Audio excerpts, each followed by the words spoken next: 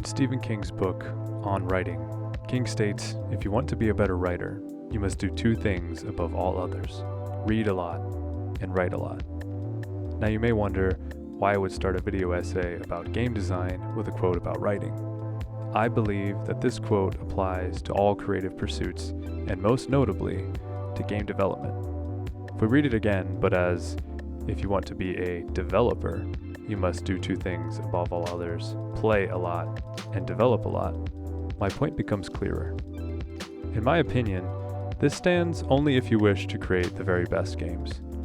From what I have seen, many developers have the second part down: develop a lot. There are scores of devlogs on YouTube and many subreddits filled with hardworking, intelligent, budding game developers and designers.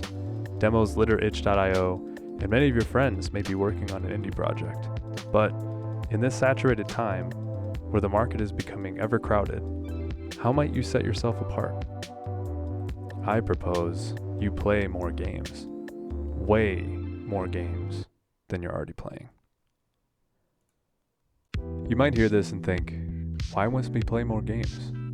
I play a few games, but I don't have time or feel like playing any more games. This, surprisingly, crops up everywhere among many developers. I've watched many interviews and read a lot of Reddit threads filled with devs who enjoy the process of creating more than actually playing video games. Just look at these pages and pages of Reddit threads filled with devs commiserating about this idea. I think, in theory, this is definitely acceptable. Like what you like. Making things is fun, and as someone who doesn't really watch TV, I can totally understand not wanting to spend your time consuming instead of creating, especially if you don't find it a gratifying use of your time. However, if you create without enough context, without being exposed to the very best ideas from the developers who came before you, you will be at an incredible disadvantage. That is, only if your goal is to create something truly innovative and possibly genre-defining. It can be done. There are those who can come up with a whimsical idea in their dreams and execute on it perfectly, with little to no knowledge of the current zeitgeist in games. But those examples are the exception, not the rule. Our rule is play a lot, develop a lot. If you still aren't convinced, let me expose you to some examples. Playing games is fun to many, but playing as a developer is a skill set that must be honed if you are to extrapolate the wisdom necessary to make gems of your own.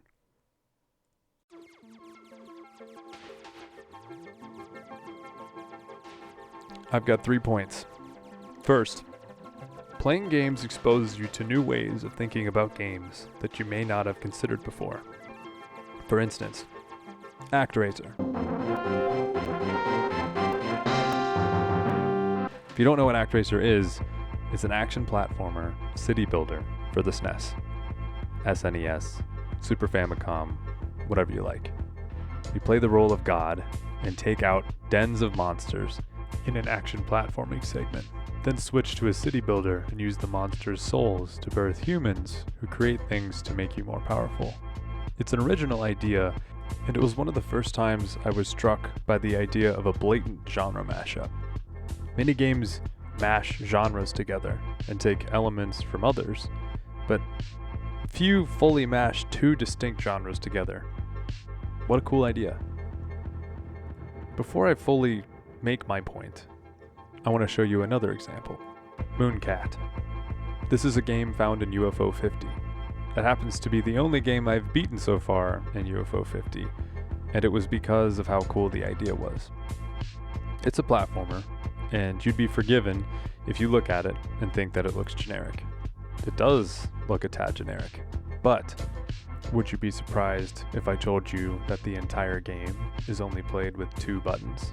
Not 2 buttons and the D-pad, just 2 buttons. Look at the depth in the movements and the platforming challenges that would test those who are good at a normal control scheme. This is peak innovation. The idea of making a platformer interesting by changing the standard control scheme and making the player learn something fresh in order to engage with your game is a worthwhile idea to consider. Both of these examples offer a platform to build off of. ActRaiser plants a seed of duality. After being exposed to how the two genres it straddles and how good it feels, one is free to be inspired to blend other or even the same genres in new and interesting ways. Similarly, Mooncat's blatant disregard for standard platforming controls was an epiphany moment for me. Never had I thought to challenge or create a new take on the currently accepted control scheme. This seed to create a game with non-standard controls on purpose is a powerful idea that could breed many interesting games. If you aren't playing new games, you wouldn't be exposed to these types of ideas. These ideas are the types that inspire. They are blueprints and experiences you can take with you into your development journey to build off the shoulders of those who came before. Okay, time for point 1.5. This is a bonus one because I was talking to my girlfriend while writing this script and this kind of came up. Playing games can expose you to interesting ideas that haven't been fully fleshed out, but that people responded to. ActRaiser meets Cult of the Lamb. For those of you who haven't heard of ActRaiser, maybe you've heard of Cult of the Lamb. I was raving about how original and interesting ActRaiser was to my girlfriend, and she pointed out that it sounded similar to Cult of the Lamb. She's right. This had me start to wonder why we haven't seen more of these mashup games. Cult of the Lamb is yet another genre duality game that mashes Animal Crossing with a top-down action game. It's resonated with many. Both ActRaiser and Cult of the Lamb seem to get similar reviews and responses from people. Because these are dual games, people tend to see both parts as kind of meh, but when taken together as a whole, they're great. To me, this begs to be fixed. What if someone decided to make a mashup genre and make both parts awesome? We know how to make a killer roguelite. We know how to make a great Animal Crossing or city builder. Whoever does this doesn't need to necessarily be original and innovate on those genres, they just need to do a mashup. This seems like a gold mine, and I feel like these ideas are everywhere, but you wouldn't necessarily get exposed to this if you aren't playing games. One of my favorite reasons to play games is that it helps me solve problems in my own designs. When I get stuck, I sit down to chill and play an old game, and sometimes something will just hit me and I'll be like, oh my god, that's exactly how I need to do it in my game. So, point number 2, playing more games can expose you to new ways of solving problems. I'm just going to list a few examples here because I don't want to get super into the weeds with all of these different problems because I don't necessarily know if this is going to be interesting or not, but here goes. Against the Storm particle shaders. I was trying to make my game look a little bit more professional, but I was feeling like I lacked the skill to actually make it look really amazing until I stumbled upon Against the Storm. Here's 2 shaders that I thought were cool and really inspired me. This first one is just when you unlock stuff. It's this little whoosh that goes off and it just kind of shines over this tiny little square icon of whatever you unlocked. It's really simple, but it's effective, and it's paired with this really nice sound effect. And it just makes you feel happy that you unlocked something, but it looks really clean. Here it is in my game, but in my own style. It's so easy to do. It's just a shine effect, but seeing a professional developer do that inspired me and made me think that, oh my gosh, I could do that and put it in my own style and make my game look 10 times better. The second one was this smoke particle shader on a static background. I kept looking at this background whenever I'd come to the menu and just thinking that there was something weird or magical about it. And then I started to look closely and was like, oh my god, this isn't an animated background. It's literally just these smoke particle shaders sitting on top of this static image. And yes, the image is an extremely well painted piece of art, but if you're just a programmer, you can outsource the art to somebody else and then just throw some smoke particle effects on top of it and make it look like a fully animated image. They even put like a rain sound in the background and kind of made the whole image look like there's rain coming down on it, and so your brain kind of plays this trick on you that it's raining, the smoke is happening, and Maybe you start to think that the lights are shining on and off inside the houses. You get this really cool effect for almost nothing. And when I saw this, it really inspired me. It made me feel like, oh my gosh, I can just make a static background of something happening and just add these little tiny effects to make something pop in my game. This was huge. And these are the types of ideas that you can get exposed to if you're looking for them in games. Here's another one, Mega Loot. This tooltip system, this is a problem that I've dealt with forever because I make games with tooltips in them, and I've always thought to do this, but never actually seen anybody pull it off in a way that makes sense. So if you take a look here, when you hover over something, a tooltip pops up, and if you wait with your mouse over it for long enough, a little timer plays in the corner, and when the timer finishes, it locks the tooltip in place so that you can push your mouse up onto the tooltip and scroll over any of the text and have tooltips of the text start to pop up. This is so smart because many tooltip games have lots of text in them that you need to understand, and this takes away the need for a big dictionary of guidelines and rules that you have to go look for. I thought this was amazing, and I haven't done something like this in my own game, mostly because I'm too lazy, but also because I don't know if it necessarily needs it. But regardless, what a great idea. Last, we have the shotgun roulette visuals, and I guess you can also pair this with the Oberdin visuals. Both of these games I looked at for inspiration for the style in my own game. I was looking for a visual style that would stand out, yet kind of keep my scope narrow so that I could develop quickly and make things look cool at the same time.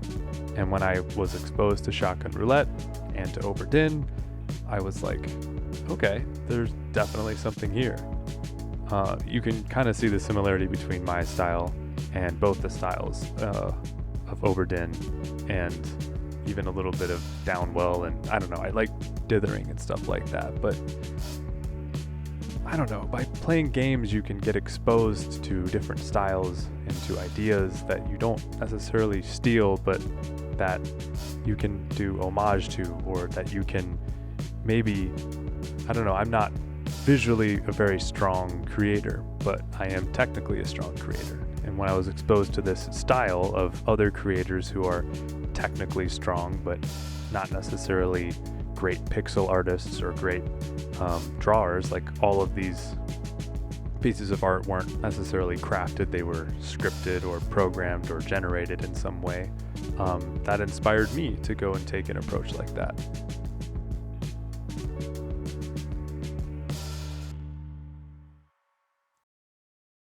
So this is point 3, or I guess part 3, and it's not necessarily another reason why you should play games, but it's reasons why people sometimes might struggle to play more games, including myself. My first reason is that it makes me jealous. This is a huge problem for me, and possibly for some developers out there like me. When I sit down to play the latest and greatest games, indie, AAA, or otherwise, especially, I guess, games made by one person, it can take the wind out of my sails. It leaves me asking, how in the heck did one person working a full-time job put this masterpiece together alone? Damn. In my opinion, this is a good thing. Jealousy means that they are doing something that deep down you believe that you could do. Instead of becoming frustrated, I try to narrow in on some of the aspects of the game that I feel like I could achieve and see how I can learn from their ideas and apply similar principles to my own game, similar to all of the visuals that I just shared with you. Another reason why I sometimes struggle to play games is that I don't have time. I do a lot of things. I have 2 podcasts, I work a full-time job, I do this YouTube channel now, I guess. I make music, I make a video game, I have family and relationships I have to try to keep up, and then there's just too much going on in life to always be able to play video games. But you may notice that I have not yet played all of UFO 50. Or, if you've paused over my Steam library, you may see that I have not put thousands of hours into each of the games that I own. The point is to play, to experience. enjoy if you have time, but if you are a developer, spend a lot of time exposing yourself to as many games as you can, yet not becoming so indulgent that you never develop.